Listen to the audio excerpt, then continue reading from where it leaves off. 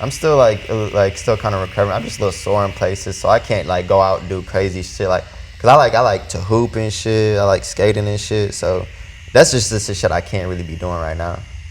What kind of skate? Skateboard? Yeah, skateboarding. Yeah. You doing like kick flips and ollies and shit? And I actually just started getting back into skating because I was like, when I was a kid, I used to always want to skate. Like the things I used to want to do a lot of shit when I was a kid, but like once I got a hold of like video games, I was like, oh, I don't got to really do that shit in real life, you know?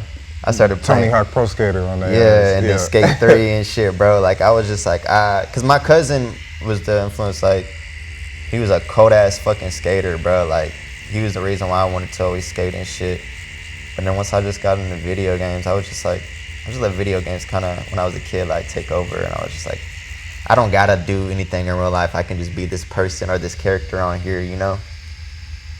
I think that's a whole generation of kids that got like them video games. Cause when I was a kid, like I'm 30, so when I was a kid, the video games was like we had like Sonic and Mario and shit, the OG shit, you know what I'm saying? But it wasn't nothing that's like, I don't have to go outside and go hoop because I could play. Like Madden was ass, bro. Everybody know Madden. Now Madden, you can see the sweat bead trickling down, motherfucker, Colin Kaepernick face in that bitch. Madden, when I was a kid, that shit wasn't like you still wanted to go play football, but now it's like even with VR and shit, like you're immersed in the technology. Oh, like, for real, bro. Like even like I ain't gonna lie, when I had bought the new 2K and shit, but I was just like, dog, like I don't know, I'm not trying to get back into that life of just playing video games and shit. Like I don't know, what I really been spending my time doing is like really just educating myself on stuff, because I ain't gonna lie, like I always feel like my true purpose in this world is like to help other people and not just like one specific group. Like I want to help the whole world, and like there's a lot of fucked up shit going on, especially black community, bro, fucking overseas, like places, like bro, it's a lot of fucked up shit,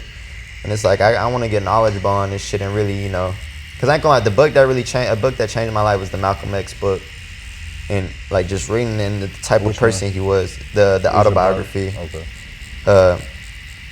And that book, it really did change my life, and just of how to be a man more in the sense of like, cause it just showed like where he came from and how he turned into being such like a person to do better. And he really did have so much fucking impact, bro. And people don't even realize that shit. And it's like, and it's still kind of like this notion that he was just like this angry fucking person who was just about violence and stuff, but he had so much more like impact, and like he was a peaceful actual fairy person, like, and ain't even do no violent shit, bro. Like when he was you know, like speaking and shit, you know, when he like changed his life and became a Muslim and stuff.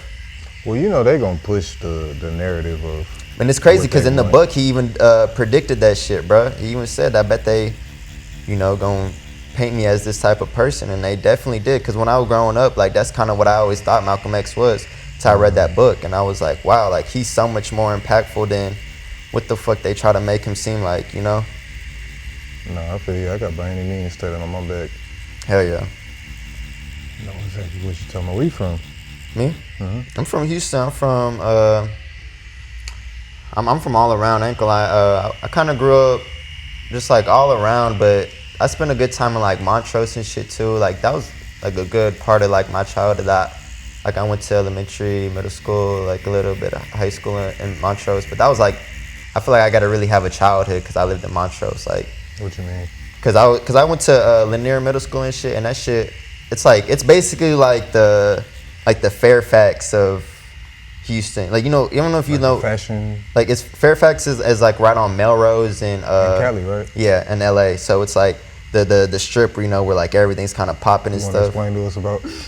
But yeah, that's what I thought he was talking about first. I'm like, I didn't know you made the jump to Cali. But yeah, that's what I was saying. Yeah, so it's like it was like a real popping part. Like I hung out with the skaters and shit. You know, really outside. Yeah, I was like always hanging out after school, bro. Like I really got to live my life. Like I live within walking distance from the school, so I was always able to walk home. Like I got to really live my childhood. I felt like living in Montrose and shit. And then yeah, I lived all around though. I mean, I even lived in the hood a lot of times. Like I lived in Southwest, 3rd Ward. But the best was definitely living in Montrose. It just felt like just the energy. Is this before or after your dad was deported? It was after. So that happened when you was like young. Yeah. It was like, cause I moved cause I was like living in the hood up until like my dad left, basically.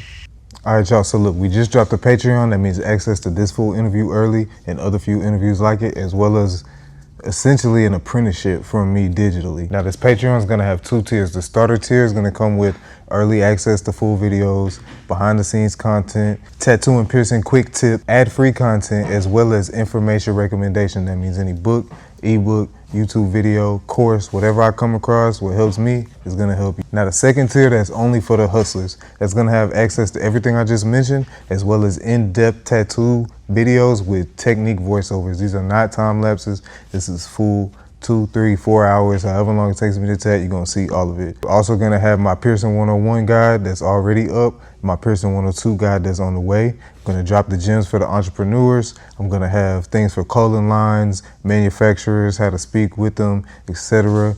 I might even do some personal critiques for those trying to be tattoo artists. Be on the lookout for that. Subscribe to the channel and subscribe to the Patreon.